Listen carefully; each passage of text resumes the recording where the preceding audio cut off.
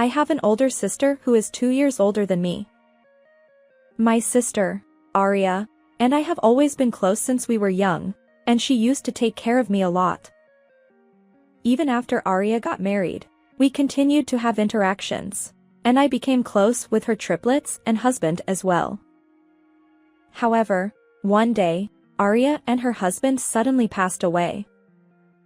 The 3 young children were left behind in sorrow, and I struggled to accept the reality. But I couldn't continue grieving forever.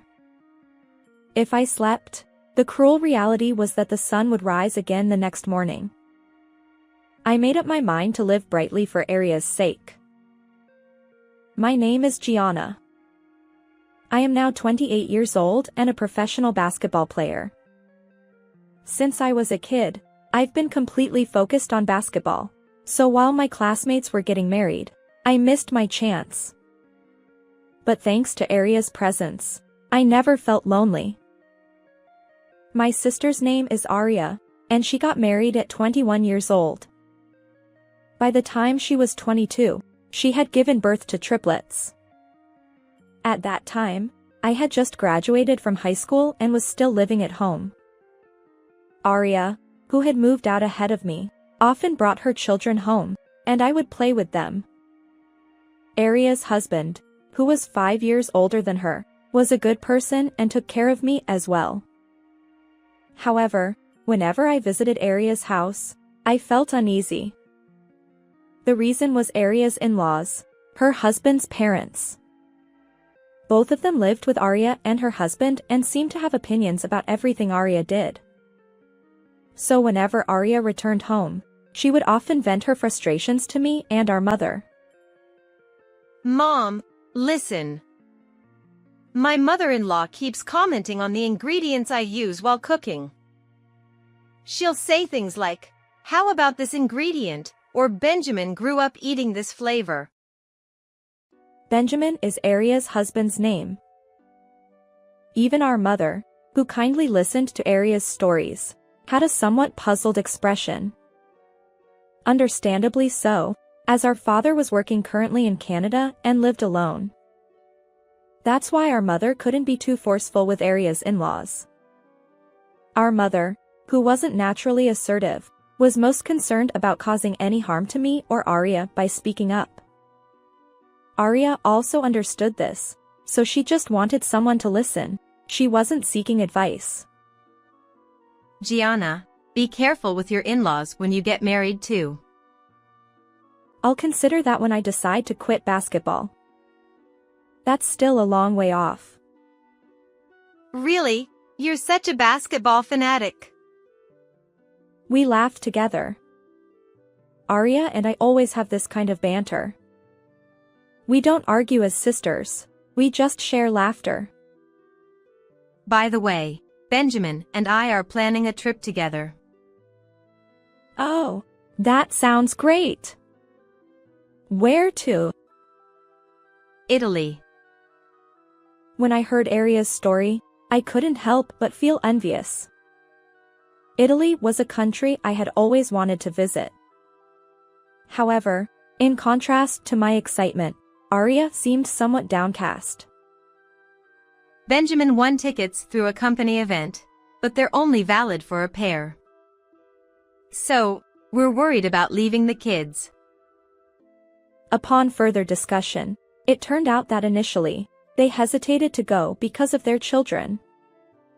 However, for some reason, Arya's mother-in-law strongly encouraged them, and so Arya and her husband decided to go. According to Arya, they probably think they'll have a leisurely time without the two of them around. Furthermore, Arya has some concerns. Noah, especially our third child, doesn't warm up to my mother-in-law. The other two also seem a bit distant. It seems Arya has more on her mind than just the trip. By the way, when are you leaving? In a week. It's a 4-night, 6-day trip. Upon hearing Arya's response, an idea occurred to me. I happen to have time off that week.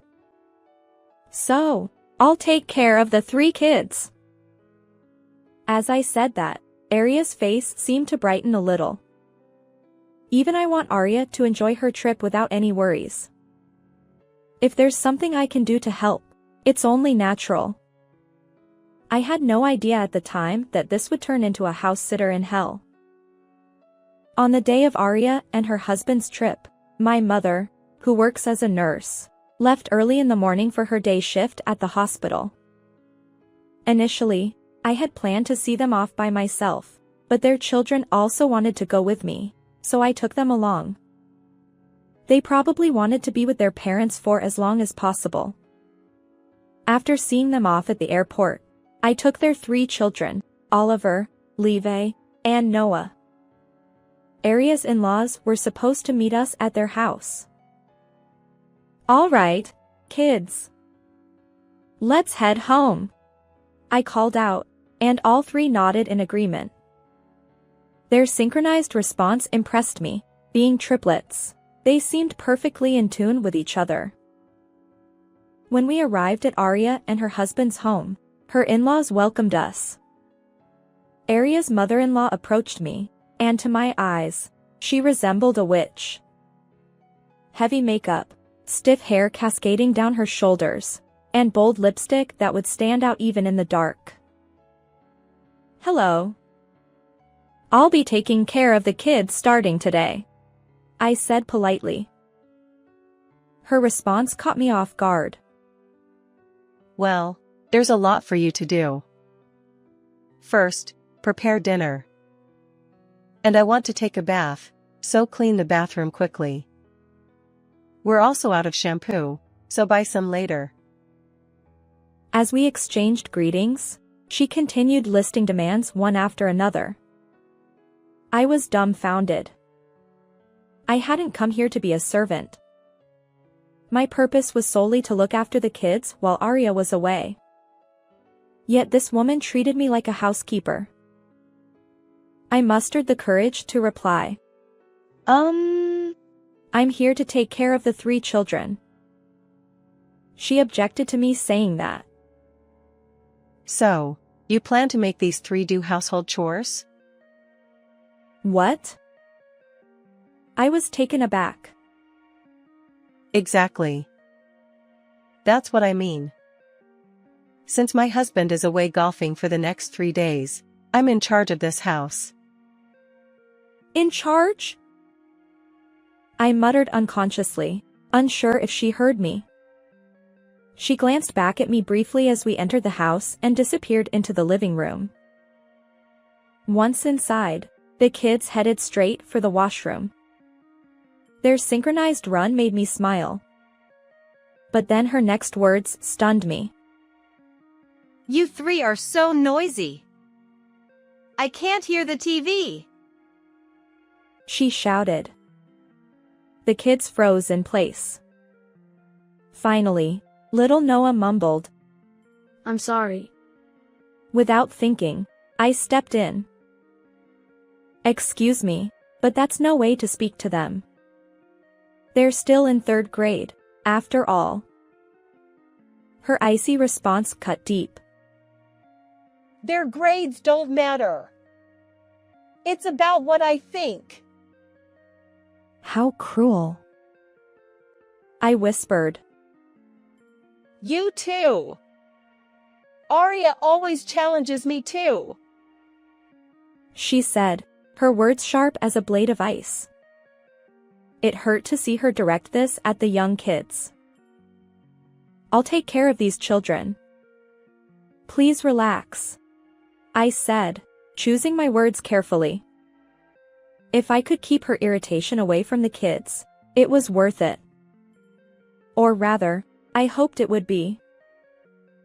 After that, the first day flew by in the blink of an eye. There were a few moments when her dissatisfaction seemed directed at the kids, but I quickly sensed it and avoided any conflict. Perhaps my basketball defensive skills helped.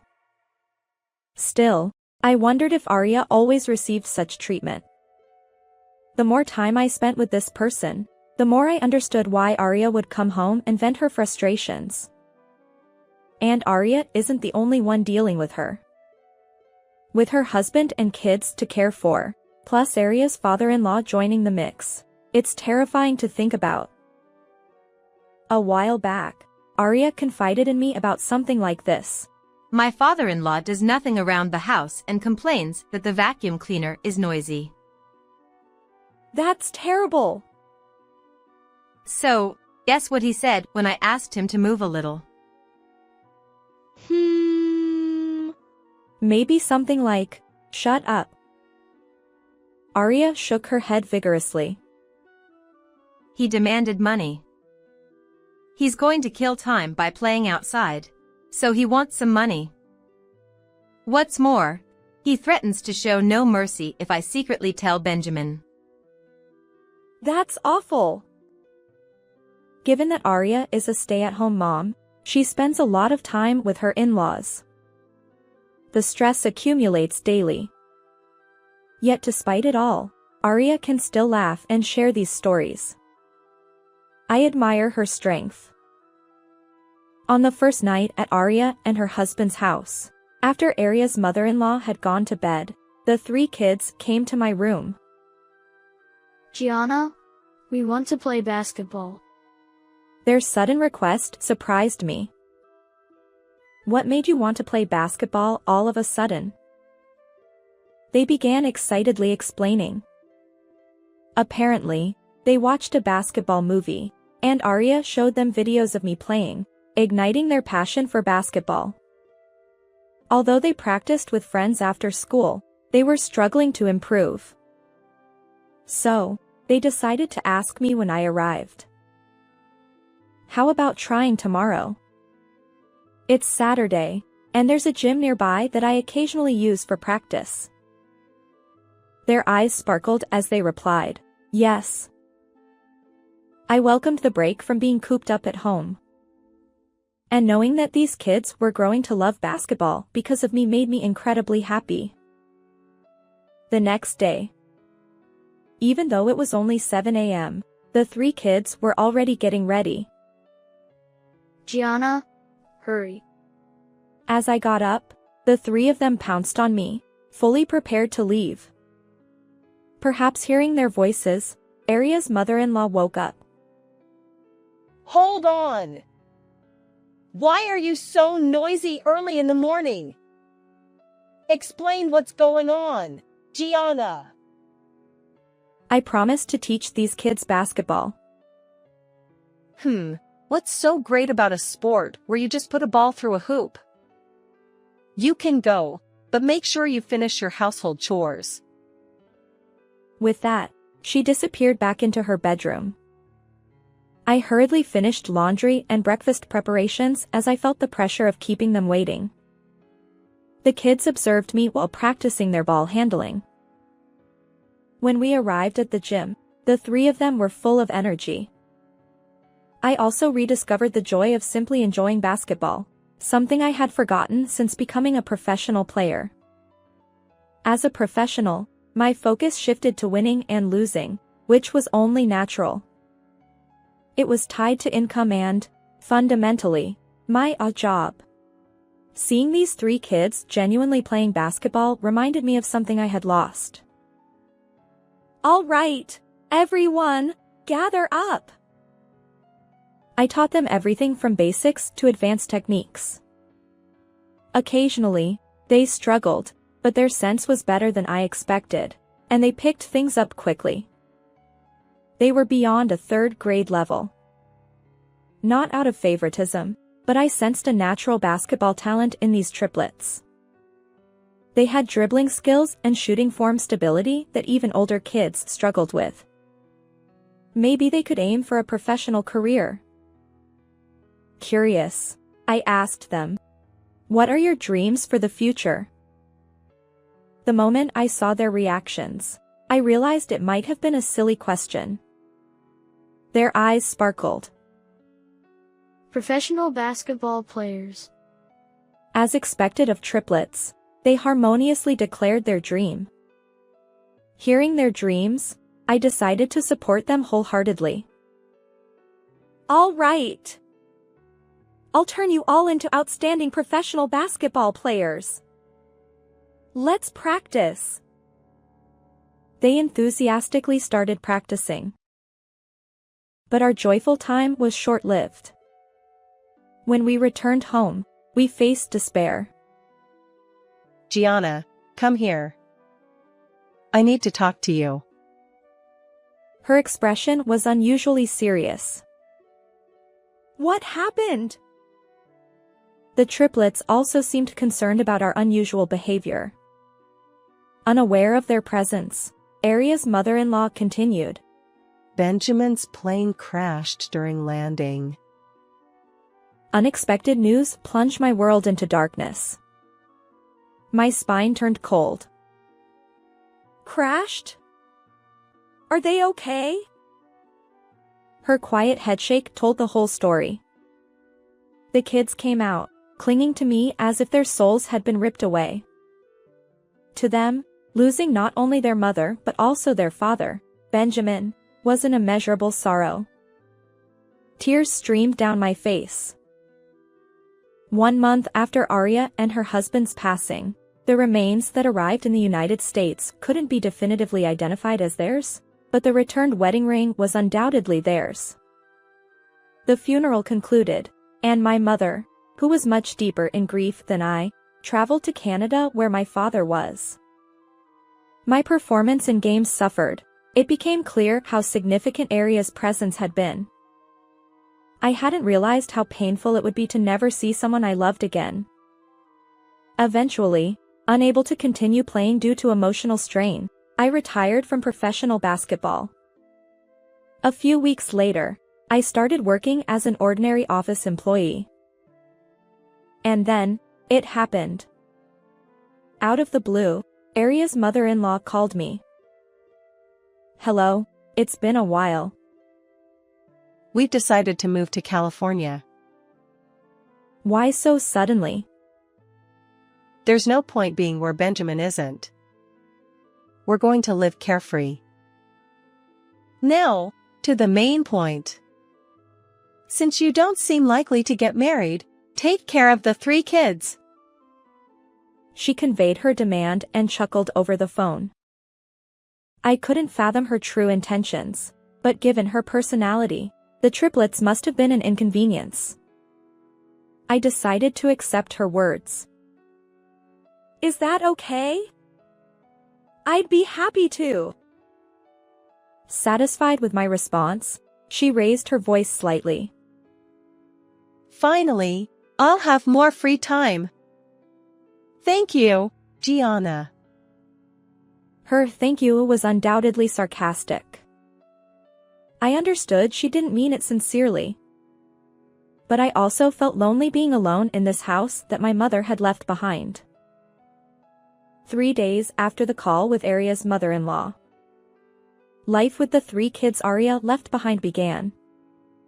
Unlike when we played basketball together at the gym, their faces were understandably somber. Of course, they had lost both parents simultaneously. It would be strange for them to be cheerful. But I couldn't afford to wallow in sadness. If I did, we'd all fall apart. I vowed to protect these 3 kids no matter what. Once more, all of you, tell me your dreams for the future. This time, there was a brief pause, unlike before. But I waited for their words without adding anything. Noah, the youngest, spoke first. Professional basketball players. Like Gianna. The other 2 followed. Yeah, me too. And I'll become a pro too. then let's seriously aim for it. I'll wholeheartedly nurture all of you. Life after that took a whirlwind turn from our previous routine. First, after work, we started running together as a group of 4. During any free moments, I encouraged them to handle the basketball, and soon enough, their video game sessions disappeared. All 3 of them were intensely focused on basketball. On weekends, we repeated basic drills and reviewed techniques. Gradually, they entered 7th grade. Even after advancing to high school, all 3 of them naturally chose to join the basketball clubs. The names of the triplets quickly echoed through the basketball world. But this wasn't the end for them. The 3 of them received attention for their basketball skills, but ended up going to different high schools. Each received sports scholarships from their respective schools. When this fact became public, it shocked the basketball community that had expected the triplets to play together. Why attend different high schools? I genuinely wondered. However, their responses made me realize it was a foolish question. Noah spoke up first. Because if we're on the same team, we won't get to compete against the strong players. I still vividly remember the impact of those words. These kids were serious.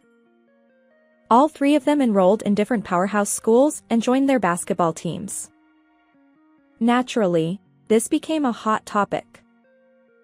But it didn't end there for my trio. They didn't just stay in the spotlight, they excelled. Each of them secured a starting position as freshmen.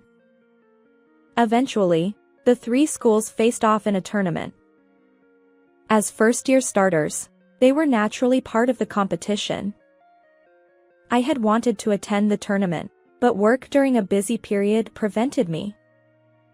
So, I waited for their reports. Noah was the first to call. Gianna, my team won! Any of the 3 winning wouldn't have been surprising. Next came Oliver's call. In the final match, we played against Levi's school. We missed winning by just 1 point. Oliver, the eldest, spoke tearfully. I offered him words of encouragement. Shortly after, Levi called with good news. After winning and being runners-up, the schools are embarking on an intensive training camp in California this year. I initially wondered why California, but it quickly made sense. The practice partners are experienced basketball players from a certain circle. In other words, it's a training camp where high school students challenge adults. Indeed, practicing against stronger opponents is valuable experience. Unfortunately, Oliver couldn't participate, but he didn't dwell on it. From the day Levi and Noah went to the camp, Oliver increased his self-training intensity beyond the usual. The camp lasts for 1 week. I wonder how much stronger Levi and Noah will become during that time. Excitedly waiting, I suddenly found myself at the final day. On the evening of the last day, as I prepared dinner and waited, the doorbell rang. Have they returned? I wondered as I opened the door. To my surprise, Aria's parents-in-law, whom I hadn't seen in a long time, stood there. What on earth brings you here? I asked while opening the door.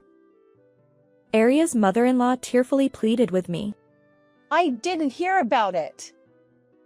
How can those kids be so good at basketball? What's happening?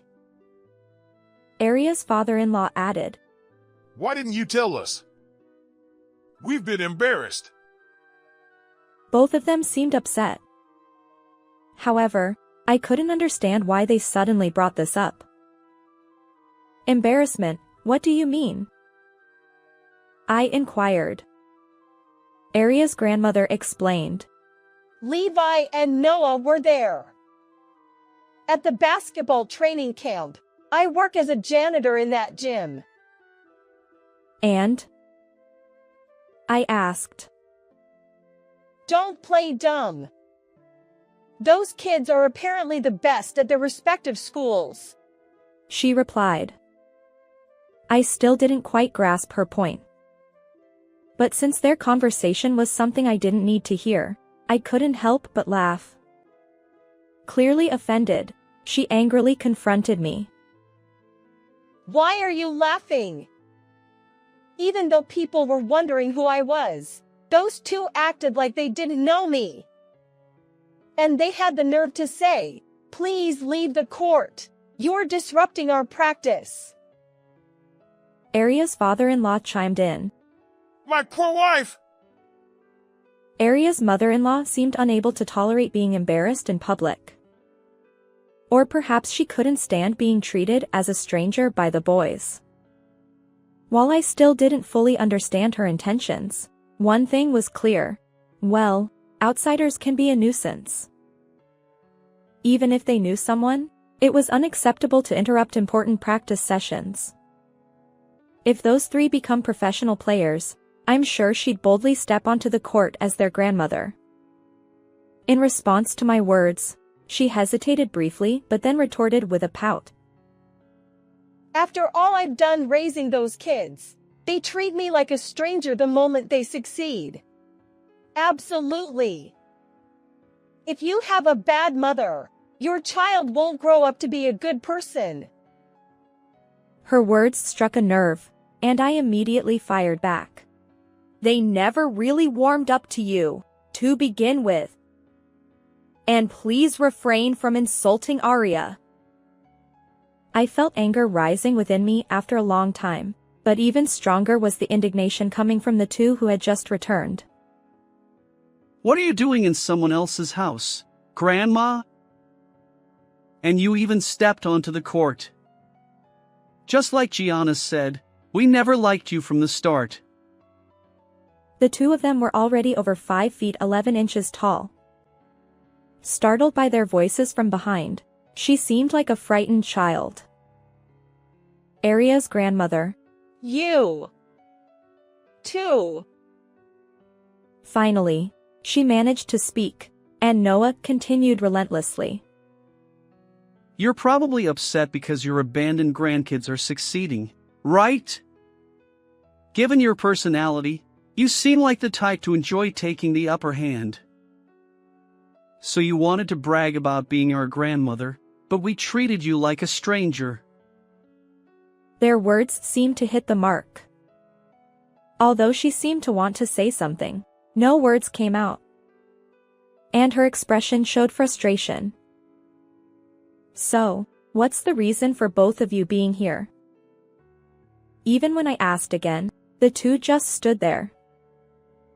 I assume you didn't come all this way just to demand something now that you know they're succeeding? I continued my inquiry, but they crumbled further. Their silence confirmed that their purpose aligned with my observation. Feeling thoroughly exasperated, the kids piled on mercilessly. Don't get ahead of yourself. We won't be seeing you anymore. As expected of triplets. Although they attended different schools, their thoughts and emotional connection were flawless. And finally, one more person. Oliver, who had just returned from school club activities, delivered the final blow. You know, we're aware that you were talking to this old man with annoyance about us, who lost our mother and had nowhere to go. Well, I was in a state of confusion at that time. The two quickly offered excuses.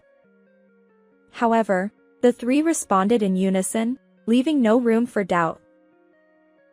Then keep being confused forever. Don't ever get involved with us and Gianna again. Their seamless coordination left Aria's parents-in-law stunned, and they hastily left the scene. Watching their retreating figures, the triplets laughed and said, "Pathetic." Their words made me laugh too. Since then, those two have completely disappeared from our lives. Time passed, and the triplets' high school days came to an end. Unfortunately, none of them secured victory in the final tournament of their third year. However, their post-high school paths were already guaranteed. Naturally, they were all headed toward becoming professional basketball players. And this time, all three would play on the same team. Their story became a hot topic, and there wasn't anyone in the pro basketball world who didn't know the triplets. Having witnessed their growth from the sidelines, I felt that their teamwork was unparalleled. It wasn't about logic. It was an invisible bond unique to triplets that seemed to guide them in the same direction. As their aunt and surrogate parent, it was heartwarming to watch their success. Although my life as a basketball player had crumbled, I now aim to support these three forever. How did you like this story? Don't forget to subscribe to the channel. Until next time in the next video.